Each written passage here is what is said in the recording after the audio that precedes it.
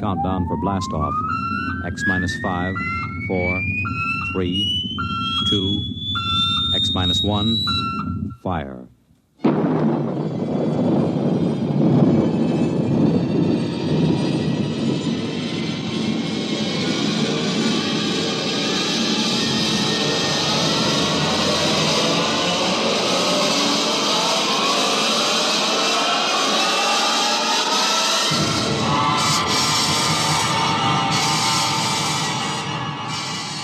From the far horizons of the unknown come tales of new dimensions in time and space.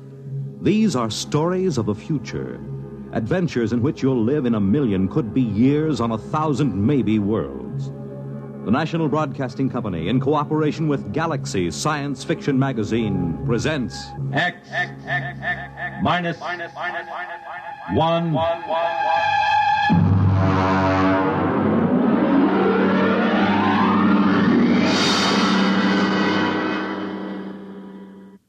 Tonight, End as a World by F.L. Wallace. But first, hear this. When the place is fine and the time is right, when the moon is low and the stars are bright. You make it Pabst, 'cause Pabst makes it perfect. Yes, Pabst makes it perfect. Just as we always have ever since 1844. So next time, you make it Pabst, because Pabst makes it perfect. America's Blue Ribbon beer from the Pabst Brewing Company, Milwaukee, Wisconsin. Yes, Pabst makes it perfect.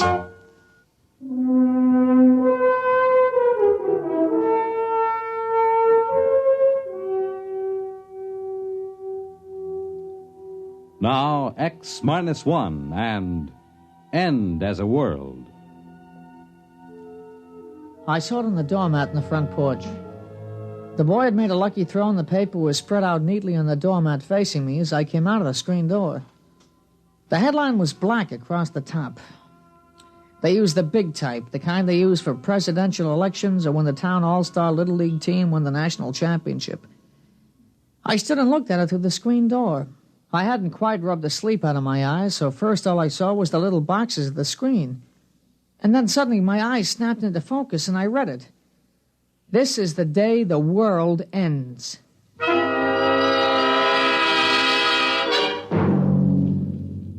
Pete, come in and eat your breakfast. Well, just a minute, Ma. Now, you leave the newspaper alone. You can read it later. Come on now, the eggs are getting cold. Yeah, but Ma, it's today. Well, what's today? Well, look at the headline. That's the only thing on the front page. Well, look. This is the day the world ends. Oh, that. Well, world's end or no, I won't have you eating cold scrambled eggs. Now, you sit right down and eat your breakfast.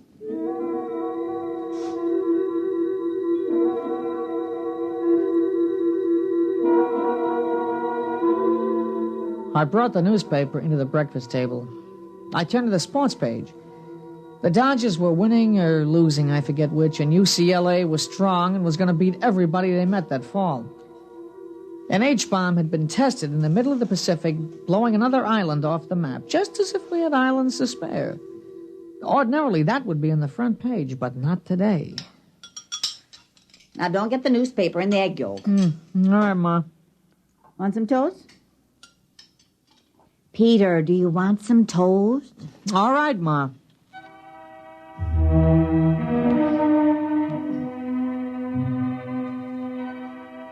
It was Saturday. Big things always seem to happen on Saturdays. I ate breakfast and got up. I had the usual things to do, like mowing the lawn, for instance, but I skipped it that day. There wasn't any use mowing a lawn on a day like that. I went out remembering not to slam the door. It wasn't much, but it showed thoughtfulness. I went past the church and looked at the sign that was set diagonally in the corner so it could read from both streets. There it was in big letters, quoting from the papers. This is the day the world ends. Dr. Davidson scheduled a prayer meeting for the calculated time. It was a bright day. People were out walking or just standing looking at the sky. It was too early to look up. Hey, Pete! Pete, here you are! Catch! Here! Hey! Who showed you how to throw a football? Hit! Catch this! Hey, nice pass! Here you are, lateral. I got it. Here, throw me a long one, huh? I'll run out on that button hook. No, look, I don't feel like it, not today. What'll we do? Oh, listen, the new issue of Popular Rocketry came in down at Grover's. Yeah, I saw it. Or we could go down and see Howie. All right. Pete? Peter? Hey, your mother wants you. Yeah, what is it, Ma? Now, don't go too far. I've got some things I want you to do. What? I want you to help me move some trash out of the basement and help me move some of the potted plants around in front. Ma, what's the use of doing things like that on a day like today? Never mind. Now, you come back by 11 o'clock, you hear? No. Come on. Howie's probably down at Grover's. Hey, look at this high hurdle. I'll go right over the sign. Here I go. Olympic star Paul Smithfield.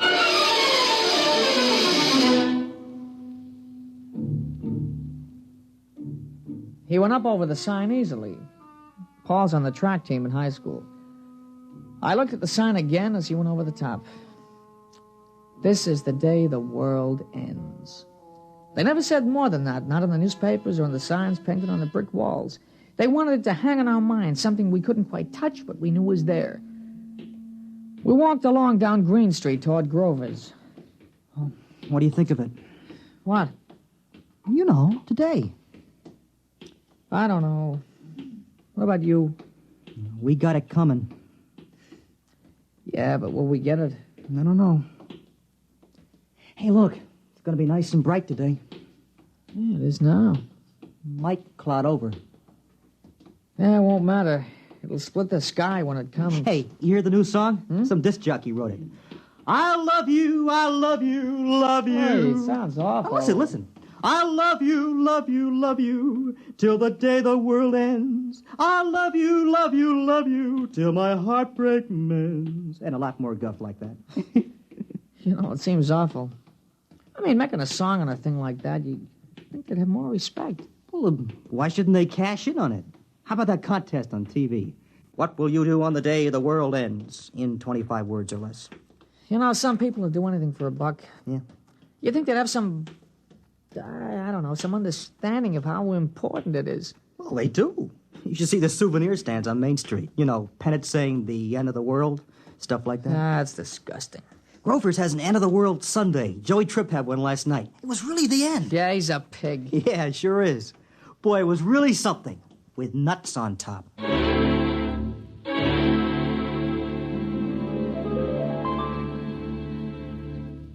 You're listening to End as a World, tonight's attraction on X-1. Careful planning and sensible driving add up to an enjoyable vacation trip. There are a few tips from the National Safety Council that should help make your trip a pleasure instead of a tense, nerve-wracking time. Before you leave, have the car given a thorough checkup to be sure it will always respond properly to your careful control. Check the emergency equipment you'll need, such as a first aid kit, keys, permits, identification, flashlight, tire-changing equipment, and your unexpired driver's license. Plan your trip for frequent rest stops with a good night's sleep each night. And then on your trip, pay attention to the job at hand and don't daydream. Stop off the road to see the sights or read the map. Be prepared for winding and straight roads, level and hilly roads, and changing traffic patterns between urban and rural areas. Obey all speed limits, traffic signs, and signals, and keep your distance behind the driver ahead. This vacation is what you've been waiting for all year. Enjoy it with sensible driving.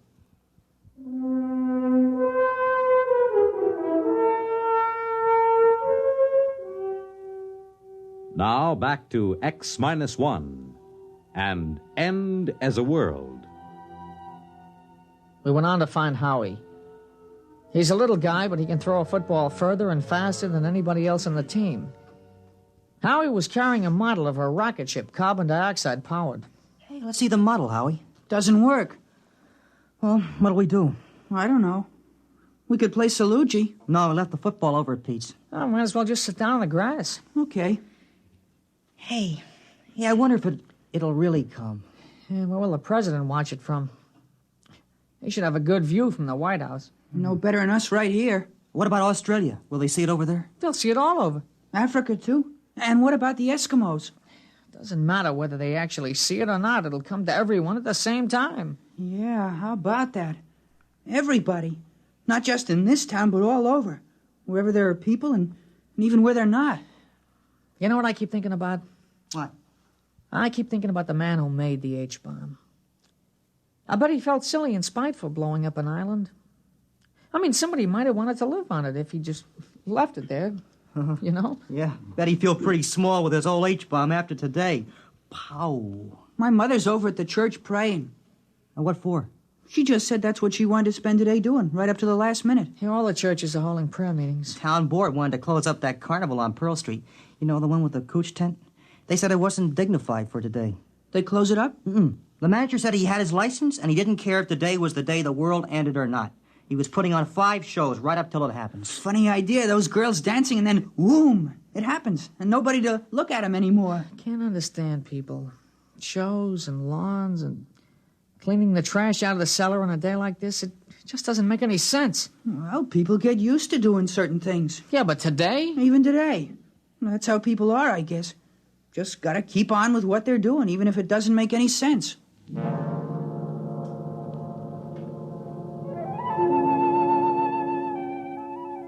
Now, we talked about it for a while, but we talked it out long ago. There was really nothing new we could say. Every once in a while, we'd look up at the sky, but it wasn't going to come until it got here. Finally, I went home for lunch. Now, you sit still and eat your lunch. Oh, Ma. It'll happen without your help. It's going to be all right. You think so? I think so. I'll give you your allowance now. Yeah, but Ma, it's only Saturday. I don't get my allowance Well, until... I'll give it to you today anyway. You might as well spend it this afternoon downtown. Gee, thanks, Ma. All right, I won't keep you over lunch. You can run uptown and watch it from there. Okay, Ma. You gonna go? Of course I'm not. Why should I get into that mob? I can watch it just as well from here.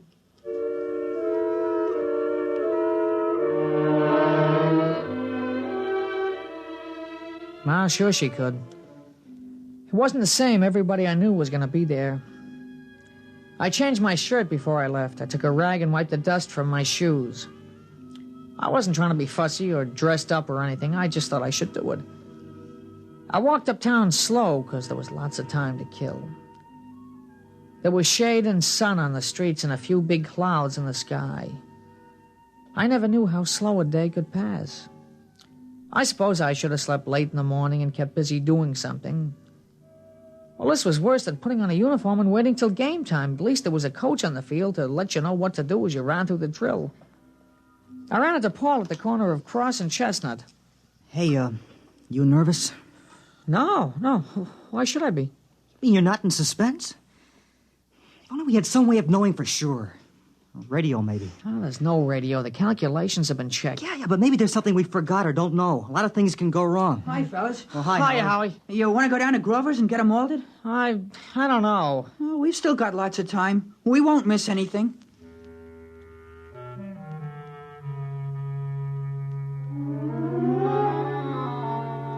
We all went down and had malteds at Grover's. The television was on. They were showing a street in India with people looking up. They flashed all around to Italy, China, and Brazil. Except for their clothes, it wasn't much different from here. They were all looking up. Well, let's get outside. I haven't finished my malted. What's the difference in a day like today, huh? I want to finish my malted.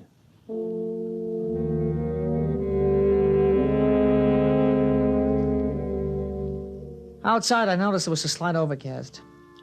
The big billowing clouds had passed, but this was worse.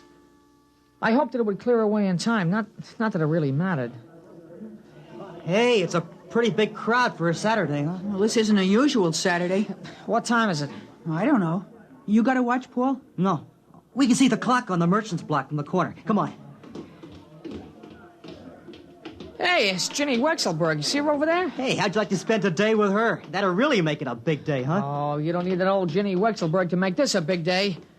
After today, a blind 15-year-old kid isn't going to seem so important. After today, nothing's going to seem important, huh? Well, there's the clock. We still got plenty of time.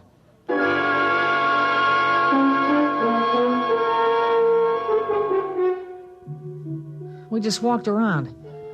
A few other kids from school passed by, and we stopped. It was getting closer. The space between the minutes was getting longer and longer. Hey, I'm hungry. I want to go back and get a candy bar. You're crazy. It's almost time. I got a couple of minutes. Look. Well, you just had them malted. I don't know. I'm hungry. I mean, I got a right to eat a candy bar before it happens, don't I? How can you think about food? It's only 1 minute. Well, all right. I just wanted to get one last candy bar, that's all. You think we could see better if we went across the street? It doesn't make any difference. It's going to be all over the world.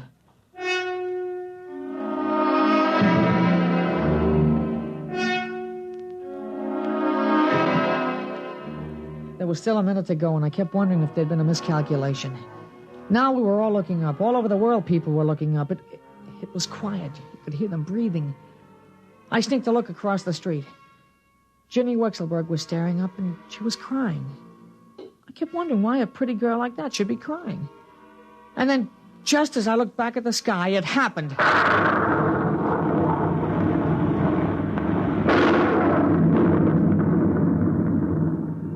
It came, the flash across the skies, a silver streak, the biggest vapor trail there ever was.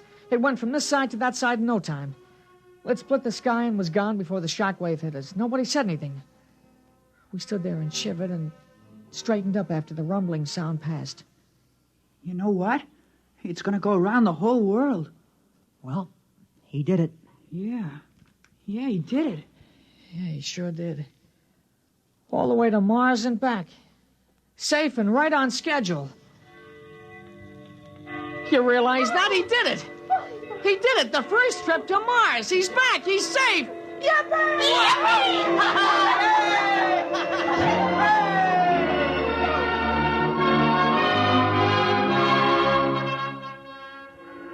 The factory whistles down by the river started blowing. The bells of the Baptist, the Congregationalist, and the Roman Catholic Church were ringing. We were all jumping up and down, shouting, screaming, laughing as the vapor trail slowly faded into the overcast. I grabbed a hold of somebody next to me, and all of a sudden I realized it was Ginny Wexelberg, and she kissed me, and I kissed her back. And we yelled louder than all the factory whistles. We had a right. It was just like the paper said. This was the day the world ended and the universe began.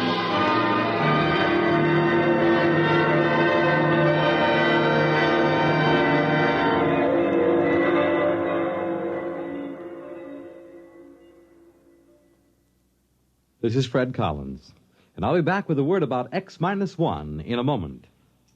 Hi, this is Walter O'Keefe.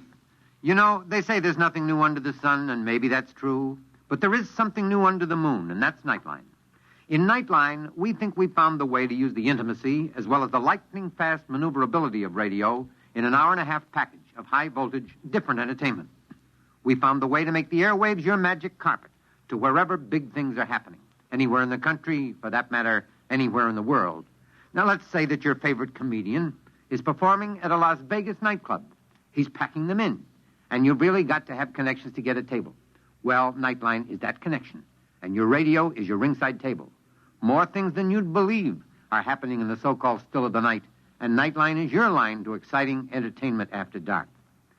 My feeling is Nightline marks a new era in nighttime entertainment. Tune us in tonight over most of these NBC stations.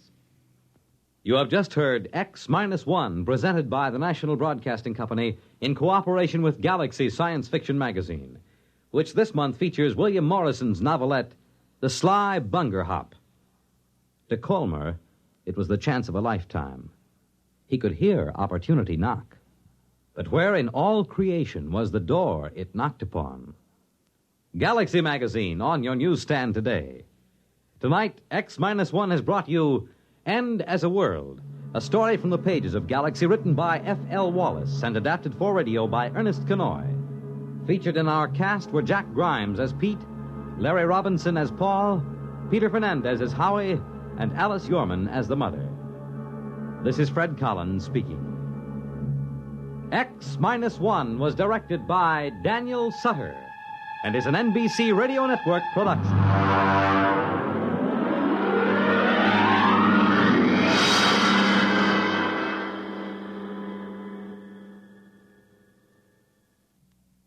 Next week on X-1, another exciting story from the pages of Galaxy. The Scapegoat by Richard Maples. If you saw a big teenage young bully beating up a helpless old man on the street, what would you do? Try to stop it? Or save your own neck by just walking away? Well, this is the story of a man who did stop it. Of a newspaper reporter who not only rescued the old man, but took him home, hoping to develop a good angle for the newspaper series he was writing on juvenile delinquency. The Scapegoat tells of what happened then, of the terrible threat posed by this seemingly harmless old man to the unsuspecting reporter and his family. Be sure to hear it next week on X-1. Wondering what the weather will be like tomorrow night? Will it be cool? Will it be hot? Will it rain or not? Well, don't give it another thought, because NBC's Monitor has a weatherproof evening planned for you with excursions to 3 world-famous underground scenic spots. You'll go roving with Monitor on a 2.5-mile trip through Marble Cave in Missouri. You'll listen to the music of a stalactite organ in Luray Caverns, Virginia. And you'll visit the historic catacombs of Rome.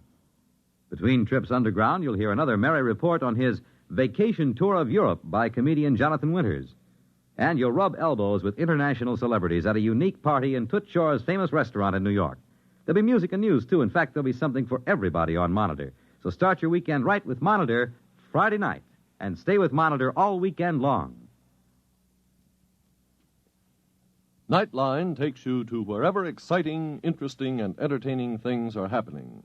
Tonight, over most of these same